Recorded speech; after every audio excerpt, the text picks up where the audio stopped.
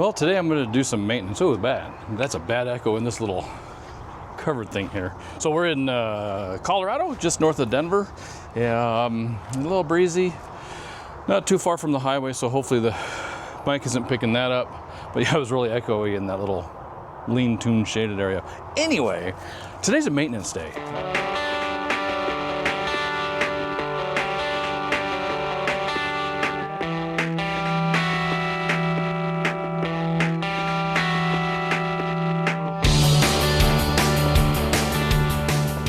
That I don't like about the Brinkley, and it's very, very fixable, a little bit of money, a little bit of time, is the lug nuts.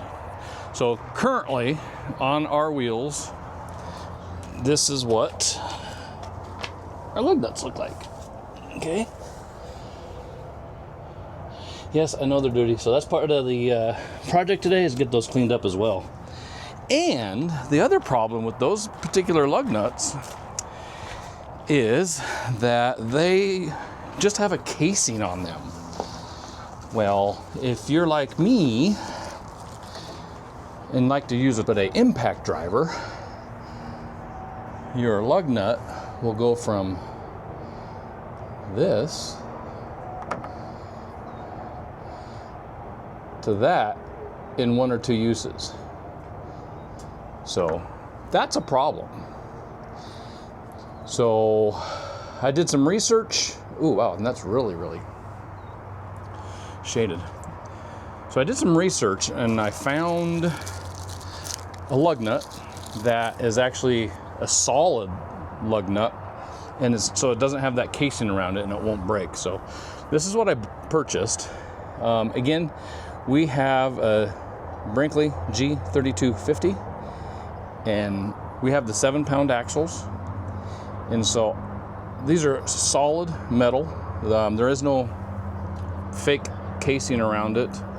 The problem is that once these crack and fall off, you have to have a different sized socket to get this lug nut off, if you even can find one. I don't know how hard they are, but yeah, that cracking there, that's an issue. So today we're going to change out some lug nuts. So I already did a couple, but I wanted to get them torqued back down so I can do the rest of them. And I am not going to show you how I do all of them because it's all pretty much the same process. So like I said, I use my impact driver to remove two, put two on opposite of each other, and I just torqued those down, and so now I'm going to do the rest.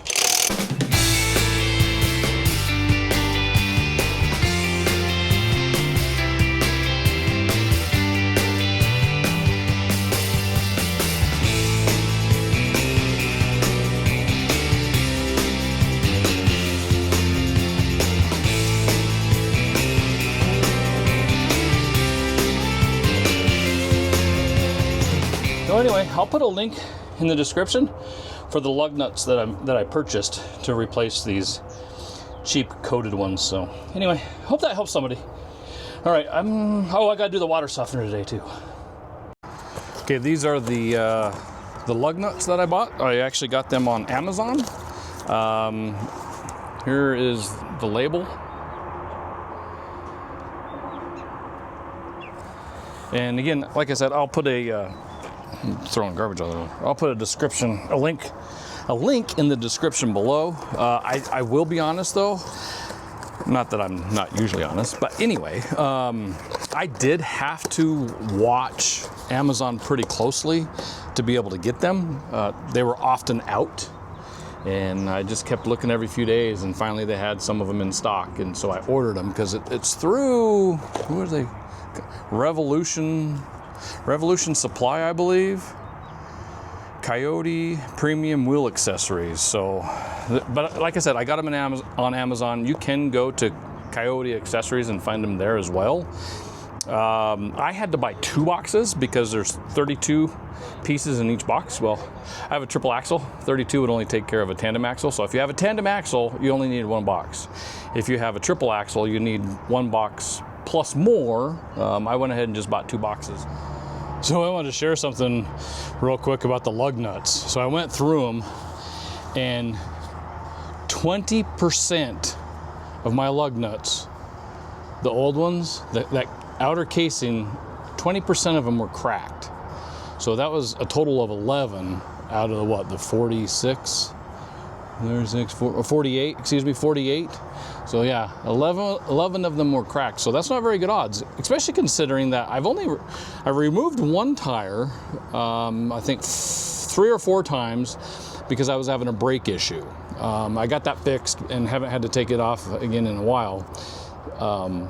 But the other 5, I've only ever taken off once, and that was about 3 weeks ago when I did the bearings. So, and then I took the lugs off today to change them out to a better quality one. So I would highly recommend, if you have these not so cool lug nuts that have a cover on them, and you can't take the cover off, they're on there. I would highly recommend finding the correct lug nut for your tires, for your drums, and getting those changed out. It's pretty cheap insurance. I think I know I'm less than $100 is what it cost me. And like I said, I will put a link in the description. But yeah, I thought I would share that. 20%. That means 80% were good, but that means also 20% were bad. But yeah, kind of shocking. And some of them were pretty bad. So, I don't know if the camera will pick this up or not, but it's not going to do it. That's all right. Anyway, all right, wanted to share that. So like I was saying, today's a maintenance day, and one of the things on my list was to recharge my water softener. So one of the things I do, so I got a little ahead of myself before I started recording, but before I take the down tube out, I'll dump it upside down and I'll drain all the water out of it. And then I'll unscrew this black cap here, and this is what comes out of it. But as I'm pulling it out, I'll rinse off all the resin off that tube as it comes out, so the resin stays inside. And then I put 4 pounds of just regular table salt in there, and then I'll fill it back up with water, and I let it sit in there for about 50 minutes to an hour, and I'll shake it up about every 10 to 15 minutes. And then I'll show you what I do after that. Basically, it's a back flush with a slow trickle. But yeah, I just follow the instructions with the water softener. So yeah, let me get this going, get the timer going, and I'll get back to you. All right, my first 12 minutes is up. So I'll come over here, and it says to agitate it every 10 to 15 minutes. I just do 12, that's plenty. I'll just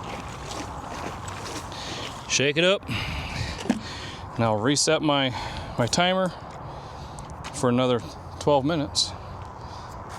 Right about now. All right, so this water filter, or the water softener softening continues.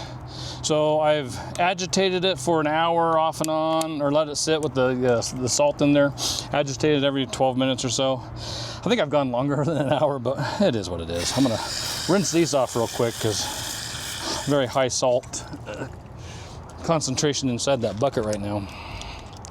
We're inside the softener.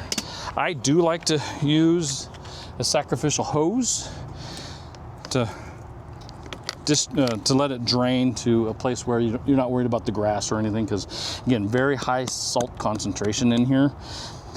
What is there, probably about 4 to 5 gallons of water, and I put 4 pounds of table salt in here. So anyway, so now I'm going to back flush it at a very small rate. So basically I'm going from the out and pushing the water into it, and it'll come out the in. So and this is all part of the directions on this particular water softener. So and so I'm just now going to crack the water so that I get just a stream, and once I get it adjusted, I'll show you the stream here in a second. Yeah, that looks about right. Yeah, maybe a little high.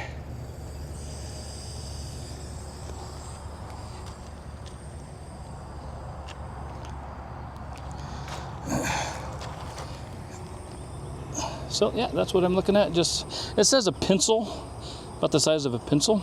So it might be a little much, but again, I'm draining it somewhere where I'm not worried about the grass.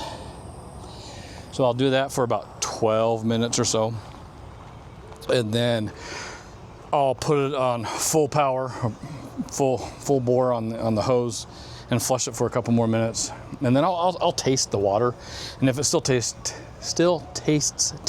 salty, I'll continue to flush it for a few more minutes.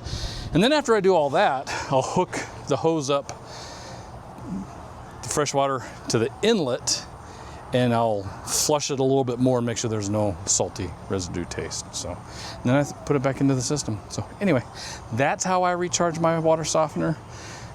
Is it exactly the way the Aqua Pro, whatever this thing is, says to do it? It's pretty close.